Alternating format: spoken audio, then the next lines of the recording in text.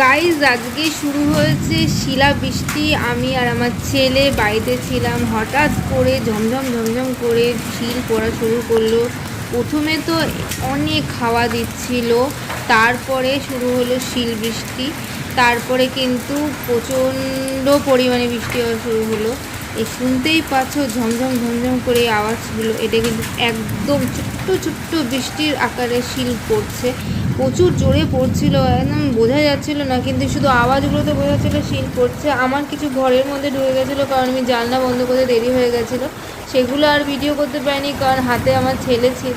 খুব অসুবিধা হচ্ছিল, চারিদিক দিয়ে জানলা দিয়ে জল ঢুকে যাচ্ছিলো। আমি একটা জানলা বন্ধ করতে করতে আরেকটা জানলা দিয়ে জল ঢুকে যাচ্ছিলো। প্রচণ্ড সমস্যায় পড়তে হয়েছে। এই দেখো এইবার যখন বৃষ্টিটা শুরু হলো, সে কী ভয়ানক অবস্থা। আমি জানলা দিয়ে কিন্তু ভিডিওটা করছি, আমার মোবাইল পুরো ভিজে গিয়েছিল। আমি শুধুমাত্র এই সুন্দর প্রকৃতির ভয়ানক দৃশ্যটা তোলার জন্যই আমার ফোনটাকে ভিজিয়েছি, কারণ এই সব দৃশ্য কিন্তু সচরাচর দেখা যায় না।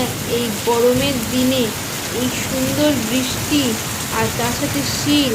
হ্যাঁ, গাছের কিন্তু আমের অনেক ক্ষতি হতে পারে এই শিলের জন্য, কিন্তু কি করা যাবে, প্রকৃতির হাতে আমরা বাঁধা।